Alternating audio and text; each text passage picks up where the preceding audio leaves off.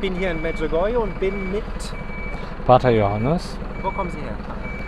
Ich bin im Moment in der Oberlausitz in Deutschland. Also es ist Sachsen, mitten in Ostsachsen.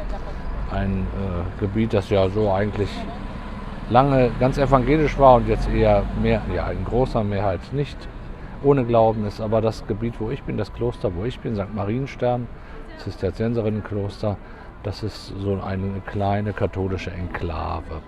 Und mit Menschen aus diesem Gebiet Sorben, also eine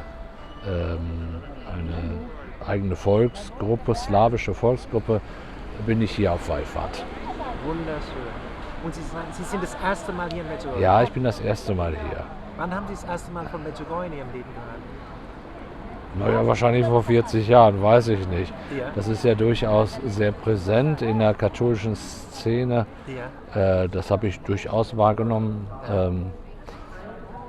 Und hatte immer so die Meinung, das ist ein bisschen schräg.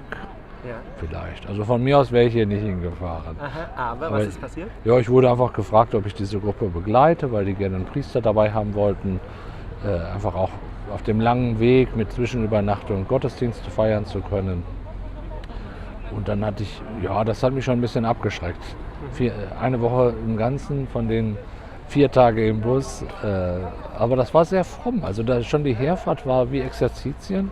Also der Herr, der das leitet, der kommt schon seit 30 Jahren her, sehr oft, 2-3 Mal im Jahr mit einer Pilgergruppe, und der macht das richtig gut. Also es war wirklich wie Exerzitien. Viel Gebet, Besinnung auch über CDs und Filme. Also das war schon es war gut, dass wir so viel Zeit hatten, um hier anzukommen. Das hat mir auch gut getan. Einfach zu mir selber zu kommen, ja. Und als Sie dann angekommen sind, sind jetzt 4 Tage, glaube ich, da. Ja, Was seit ist Ihre Sonntagabend, Erfahrung ja, jetzt? genau. Was haben Sie beobachtet? Ja, wir sind angekommen direkt vor der Sonntagsmesse, wo Tausende von Leuten in dieser riesen Freilichtkirche waren. Und es schien mir, ja, die Messe war mir ein bisschen zu flott. Also der Zelebrant hat ziemlich durchgepeitscht. Das fand ich ein bisschen schade. Da dachte ich, dafür muss ich nicht nach Medjugorje kommen. Vor allem, wenn so viele Leute da sind, die alle hoch motiviert sind. Naja, wir Priester machen auch viel kaputt, ja. Aha. Nutzen Chancen vielleicht nicht. Aber sonst, ich fand das sehr innig und sehr gesammelt.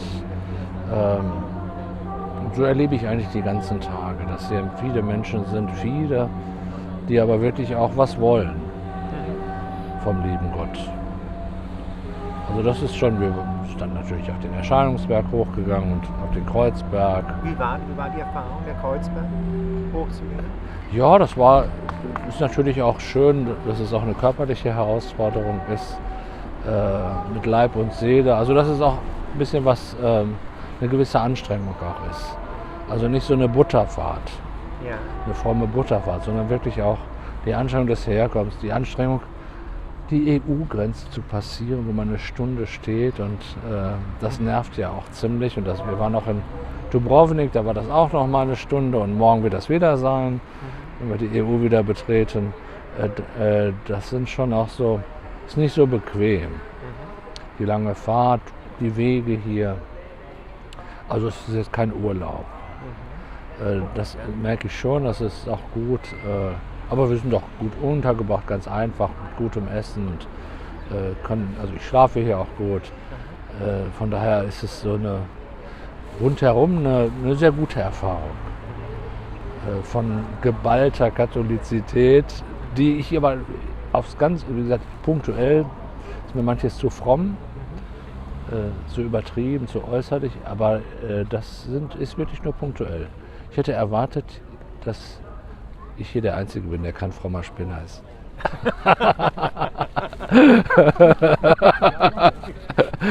Aber das ist wohl nicht so. Und der Erscheinungsberg, wie war das für Sie, der kleinere Berg? Der Berg, kann man sagen? Ja, wir haben ja auch, also was auch gut war, wir haben wirklich viel gebetet, auch bergauf, Rosenkränze, auch gestern auf dem Kreuzberg, 3 Rosenkränze plus Kreuzweg, also sodass das wirklich gut, also dass es diese Erfahrung des Gebetes und des Gehens und Hochsteigens ja gut war. Also dass es wirklich auch nicht bequem war. Also ich fand es, nein, es war wirklich eine sehr angenehme Erfahrung.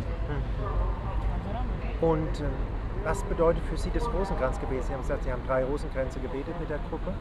Hat es eine spezielle Bedeutung in Ihrem Leben? Ja, eine sehr große. Ich bete jeden Tag Ja?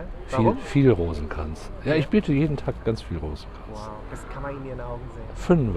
Ja? Alle 5 bete ich jeden Tag. Das schaffe ich auch immer, Aha. weil immer, wenn ich irgendwo unterwegs bin, also ich mache auch gerne Sport, ich gehe walken oder wenn es geht schwimmen. Und das sind alles für mich schöne Gelegenheiten, Rosenkranz zu beten. Aber warum? Warum beten Sie denn? Es muss Ihnen ja irgendwas bringen, dass Sie sagen, ich bete den Rosenkranz. Was bringen? Oder Was sonst wird man ja nicht beten Ja, als es Mensch, bringt oder? mir, Also, dass ich die Gegenwart des Herrn wahrnehme, spüre. Ja, spüren jetzt weniger. wahrnehmen. Wahrnehmen drum weiß. Also das ist eine gute Form, beim Herrn zu sein. Toll. Aha. Jetzt weniger, was meine Marienfrömmigkeit angeht, auch in unserer Liturgie spielt das eine wichtige Rolle. Wir haben In welchem Orden sind Sie? ich bin Zisterzienser. Ja. Wir haben bei allen Offizien irgendwie auch immer einen Mariengesang, eine Antiphon, Marienmesse am Samstag, die gibt es ja auf den Pfarreien gar nicht mehr, die Samstagsmesse. Also das ist schon, wir feiern die Marienfeste auch ziemlich ausgiebig. Also das ist schon mal so vorgegeben. Aber ich persönlich, also das ist jetzt weniger so, dass ich bei Maria stehen bliebe beim Rosenkranz. Also das ist schon ganz eindeutig so durch Maria zu Jesus, ja. Also das ist schon sicher, also ja, einfach schöne traditionelle Betrachtungen, Blicke auf Jesus durch den Rosenkranz. Aber in dieser Schlichtheit, wie der Rosenkranz das ja eigentlich auch will. Also jetzt, manchmal weiß ich nicht mehr, habe ich jetzt das Gesetz schon, dann bete ich es nochmal, ist ja egal. Also da bin ich auch oft, manchmal wenn ich abschweife, wie gesagt, dann lieber zweimal als gar nicht. Aber da bin ich, glaube ich, ziemlich unkompliziert. Und was ist das Charisma? Viele Leute kennen die Zisterzienser. Was ist das Charisma von Ihrem Orden in Frankreich? Es ist eigentlich ein kontemplativer Orden, der also monastisch lebt, wo das feierliche Chorgebet eine sehr wichtige Rolle spielt.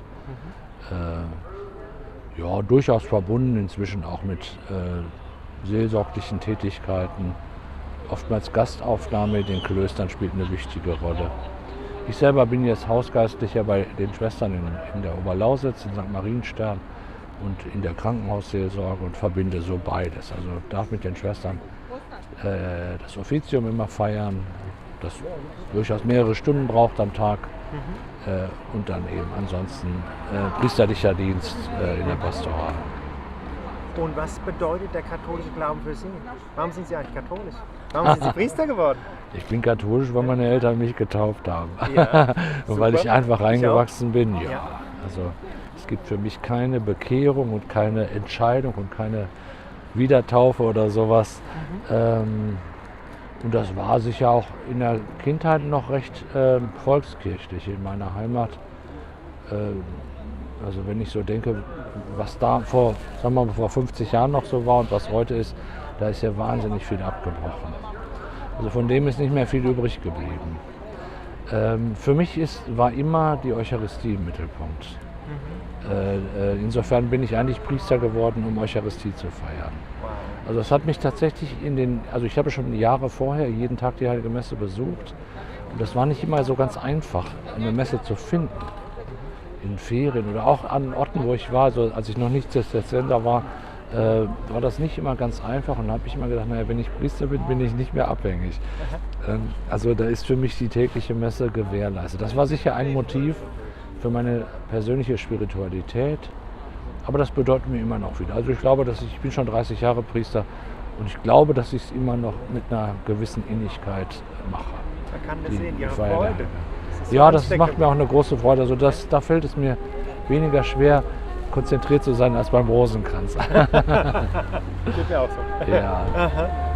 Ja? Mir war es allerdings auch immer wichtig, dass ich zuerst Ordensmann sein möchte, also mein Leben auch Christus weihen und ja, diesen Glauben mit anderen zusammen zu teilen. Also so jetzt Diözesanpriester, das war für mich nie eine Option. Ja, warum der Orden, warum der Zisterzienserorden? Warum haben Sie Wegen der Liturgie. Wegen der Liturgie. Ja, eindeutig. Ja. Das war so meine erste Liebe, sagen wir mal, und da bin ich dann erst nach der Priesterweihe wieder hingekehrt, weil ich gemerkt habe, ich kann das nicht alleine. Ich brauche für meine Spiritualität Gemeinschaft. Ja. Toll. Und was würden Sie Leuten sagen, warum sollen sie mal nach Medjugorje kommen? Ja, es ist halt geballt katholisch hier. Also es tut gut, gerade wenn man in einer Welt lebt, wo drumherum normalerweise nicht so viel katholisch ist. Ich habe jetzt so gedacht, wenn ich mal so für die jungen Leute bete, die so sind, die leben ja in einer Welt, wo sie Exoten sind. Und da tut sich ja gut auch das zu wissen, es sind auch andere unterwegs in der Kirche. Die Kirche ist sehr groß und da bin ich nicht alleine. Aber im Alltag schon. Also von daher zu erfahren, dass die Kirche ein großes Herz hat, wo Medjugorje vielleicht so ein bisschen in der rechten Kammer ist, okay, aber es gibt ganz viel Platz für ganz viele, wo Gottes Liebe pulsiert. Von daher lohnt sich das ganz bestimmt herzukommen. Wow. Man kann das an Ihnen sehen, das große Herz. Ich möchte ich einfach echt mal so sagen. Ja. Ganz lieben Dank für dieses schöne Interview. Gerne.